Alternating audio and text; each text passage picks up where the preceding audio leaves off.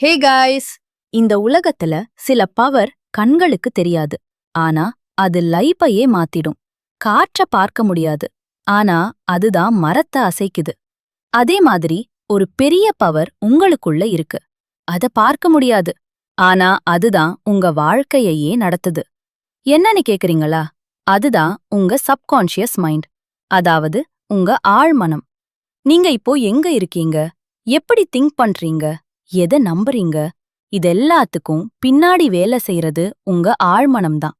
இன்னைக்கு author doctor Joseph Murphy எழுதிய the power of your subconscious mind புக்க பத்தி தான் பார்க்க போறோம். ஆத்தர் ஜோசப் மர்ஃபி சப்கான்ஷியஸ் மைண்டோட பவரை 9 சாப்டர்ல சொல்லியிருக்கார். என்னன்னு ஒவ்வொன்னா பார்க்கலாம். Chapter 1, the treasure within you.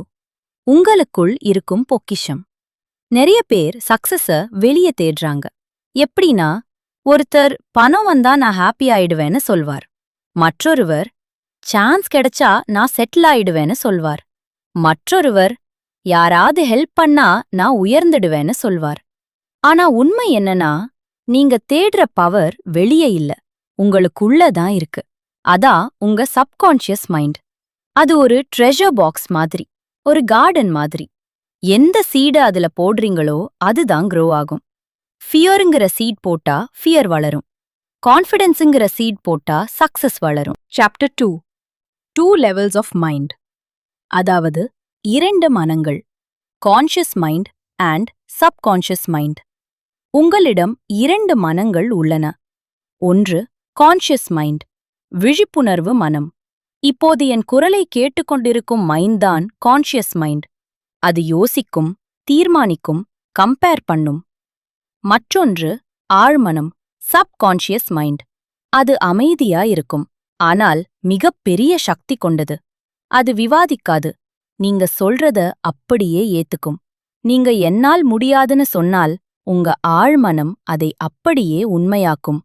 என்னால் முடியும்னு சொன்னால் அதற்கான வழிகளை உருவாக்கி உங்களை வெற்றியடைய செய்யும். Chapter 3, thoughts become reality. எண்ணங்களின் சக்தி. ஒவ்வொரு தாட்டும் ஒரு சீட் மாதிரி. பயம், கவலை, தோல்வி மனப்பான்மை, இந்த மாதிரி நெகட்டிவ் தாட்ஸ மனசுல விதைச்சிங்கன்னா வலிதான் க்ரோ ஆகும். இதற்கு பதிலா நம்பிக்கை, அமைதி, வெற்றி, இந்த மாதிரி பாசிட்டிவ் தாட்ஸ விதைச்சிங்கன்னா வாழ்க்கை பூ மாதிரி மலரும். ஒரு விஷயம் நினைவுல வச்சுக்கோங்க, உங்க சப்கான்ஷியஸ் மைண்ட் ஒரு நிலம் மாதிரி. அது நல்லதா கெட்டதா என்றெல்லாம் பார்க்காது. நீங்க எதை விதைக்கிறீங்களோ அதையே டபுளா வளர்க்கும். Chapter 4, the power of words. உங்களிடம் நீங்கள் பேசும் வார்த்தைகள். நிறைய பேர் அவங்களே வீக் ஆக்கிக்கிறாங்க. எப்படின்னா, நான் ஆவரேஜ் தான், எனக்கு சான்ஸ் வராது, என் லைஃப் செட்டில் ஆகாது, இந்த மாதிரி நெகட்டிவா பேசிக்கிட்டே இருப்பாங்க. இதெல்லாம் அவங்க ஆழ் மனசுல அப்படியே பதிஞ்சிடும். இந்த வேர்ட்ஸ்லாம் பாய்சன் மாதிரி வேலை செய்யும். அதனால இப்போ இத மாத்துங்க. நான் தினமும் பெட்டர் ஆயிட்டு இருக்கேன். என் லைஃப்ல எல்லாம் நல்லதா நடக்கும். நான் ரொம்ப ஸ்ட்ராங். நான் காமா இருப்பேன், கான்ஃபிடென்ட்டா இருப்பேன். இந்த மாதிரி பாசிட்டிவா பேசுங்க. நீங்க தினமும் ரிப்பீட் பண்ற வார்த்தைகள் உங்க சப்கான்ஷியஸ் மைண்ட்ல பதிஞ்சிடும். அதுவே ஒரு நாள் உங்க ரியாலிட்டி ஆயிடும். Chapter 5, the power of imagination. கற்பனையின் சக்தி. கற்பனை என்பது வெறும் கனவு காண்றது மட்டும் இல்ல. அது உங்க ஃபியூச்சரை மனசுல முன்னாடியே கிரியேட் பண்ற ஒரு பவர். நீங்க மனசுல எதை அடிக்கடி நினைக்கிறீங்களோ அதற்கேற்ப உங்க மைண்ட் ஒர்க் பண்ண ஆரம்பிக்கும். ஃபார் எக்ஸாம்பிள், நீங்க உங்கள கான்ஃபிடென்ட்டா பேசுற மாதிரி இமேஜின் பண்ணீங்கன்னா நிஜத்திலையும் கான்ஃபிடென்ட்டா பேசுவீங்க. எப்படின்னு கேக்குறீங்களா? அதுதான் பவர் ஆஃப் சப்கான்ஷியஸ் மைண்ட். எப்படி இமேஜின் பண்றதுன்னு கேக்குறீங்களா? ரொம்ப சிம்பிள். 2 கண்களையும் நல்லா க்ளோஸ் பண்ணுங்க. நீங்க வெற்றி அடைந்த மாதிரி மனசுல நினைச்சு பாருங்க. நல்ல ஜாப், ஹாப்பியான ஃபேமிலி, நல்ல ரெஸ்பெக்ட், பீஸ்ஃபுல் லைஃப். இப்படி நினைக்கிறதால என்ன ஆகும்னா, உங்க சப்கான்ஷியஸ் மைண்டுக்கு பாசிட்டிவான டைரக்ஷன் கொடுக்கறீங்க. இப்படி நினைப்பது டைம் வேஸ்ட்னு நினைக்காதீங்க. இது உங்க மைண்ட்க்கு ஒரு நல்ல ட்ரெய்னிங்.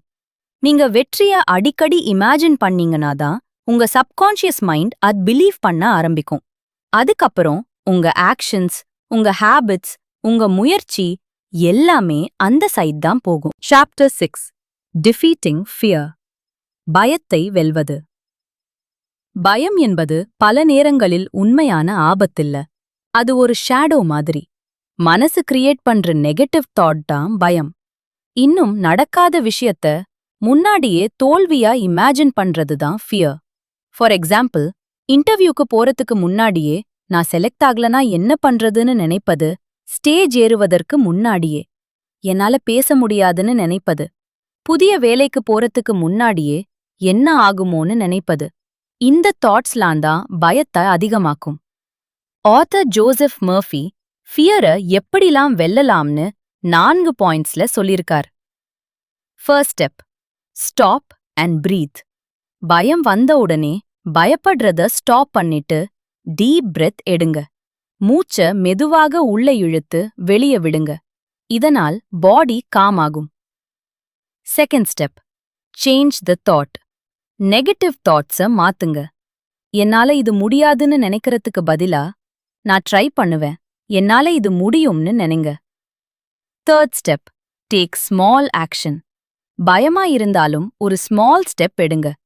ஆக்ஷன் எடுத்தா ஃபியர் குறையும். Fourth step, repeat confidence words. நான் ஸ்ட்ராங்கா இருக்கேன், நான் சேஃபா இருக்கேன், நான் இதையும் கடந்து செல்வேன். இந்த மாதிரி கான்ஃபிடென்ட் வேர்ட்ஸ திரும்ப திரும்ப சொல்லுங்க. இந்த மாதிரி கான்ஃபிடென்ட் வேர்ட்ஸ் உங்க மைண்டுக்கு ஸ்ட்ரெங்த கொடுக்கும். வெளிச்சம் வந்த ஷேடோ மறைற மாதிரி கான்ஃபிடன்ஸ் வந்தா ஃபியர் மறைஞ்சிடும்னு ஆத்தர் ஜோசப் மர்ஃபி சொல்றார். சாப்டர் 7 தி சீக்ரெட் பிஃபோர் ஸ்லீப். தூங்குவதற்கு முன் இருக்கும் ரகசிய நேரம். தூங்குவதற்கு முன்னாடி இருக்கிற சில நிமிடங்கள் ரொம்ப பவர்ஃபுல்லான நேரம். ஏன்னா அந்த நேரத்துல உங்க கான்ஷியஸ் மைண்ட் மெதுவா அமைதியாகும். அதாவது நாள் முழுக்க இருந்த ஸ்ட்ரெஸ், திங்கிங், நாய்ஸ் இதெல்லாம் குறைஞ்சி மனசு அமைதியாகும். அந்த நேரத்தில் உங்க சப்கான்ஷியஸ் மைண்ட் எதையும் எளிதா ஏத்துக்கிற நிலையில இருக்கும். நீங்க அந்த நேரத்தில் என்ன நினைச்சாலும் அது உங்க மனசுல ஆழமா பதியும். அதனால என்ன செய்யணும்னா, நாளைக்கு என்ன ஆகுமோ, என் ப்ராப்ளம் எப்படி சால்வ் ஆகும், எனக்கு தூக்கமே வரல, இப்படிலாம் நெகட்டிவா நினைக்கிறதுக்கு பதிலா tomorrow will be a good day, என் பிரச்சனைகள் எல்லாம் சால்வ் ஆயிடும், நான் நிம்மதியா தூங்குவேன் அப்படின்னு பாசிட்டிவா நினைச்சுக்கோங்க. இப்படி நினைக்கிறதால என்ன ஆகும்னா, நீங்க தூங்கும்போது கூட உங்க சப்கான்ஷியஸ் மைண்ட் வேலை செஞ்சுக்கிட்டே இருக்கும். அது சொல்யூஷன்ஸ தேடும், மைண்ட காமாக்கும், ஸ்ட்ரெஸ்ஸ குறைக்கும். பல நேரங்களில் நீங்க ஃபோர்ஸ் பண்ணி யோசிக்கும்போது ஆன்சர் வராது. ஆனா தூங்கி எழுந்த பிறகு திடீர்னு கிளாரிட்டி வரும், ஐடியா வரும், சொல்யூஷன் கிடைக்கும். இதுக்கு ரீசன் என்னன்னா, நீங்க தூங்கும்போது கூட உங்க சப்கான்ஷியஸ் மைண்ட் உங்களுக்காக வேலை செஞ்சுக்கிட்டே இருக்கும். Chapter 8 wealth and prosperity. செல்வமும் வளமும். Author Joseph Murphy money itself is not ஈவில்னு சொல்றார். அதாவது பணம் தானாகவே கெட்டது அல்ல என்பதுதான் அர்த்தம். பணம் ஒரு கருவி மாதிரி. அதை எப்படி பயன்படுத்துறோமோ அதை பொறுத்துதான் அது நல்லதாகவோ இல்ல கெட்டதாகவோ தெரியும். Wealth starts in the mind. அதாவது செல்வம் முதல்ல உங்க மனதில்தான் தொடங்குகிறது. நிறைய பேர் எப்படி நினைக்கிறாங்கன்னா, பணம் என்கிட்ட தங்காது, என்னால முன்னேற முடியாது, நான் வளமாக வாழ எனக்கு தகுதி இல்ல, இந்த மாதிரி நெகட்டிவா நினைச்சு அவங்க சப்கான்ஷியஸ் மைண்டுக்கு நெகட்டிவ் சிக்னலா கொடுக்கறாங்க. இதனால அவங்க மைண்டு கூட அவங்களோட வெல்த் growthக்கு ஒர்க் பண்ணாது. சோ நெகட்டிவ் பிலீஃப்ஸ மாத்துங்க. நான் வேல்யூ கிரியேட் பண்ணுவேன், வாய்ப்புகள் என்ன தேடி வருது, நான் வளர தகுதியானவன்.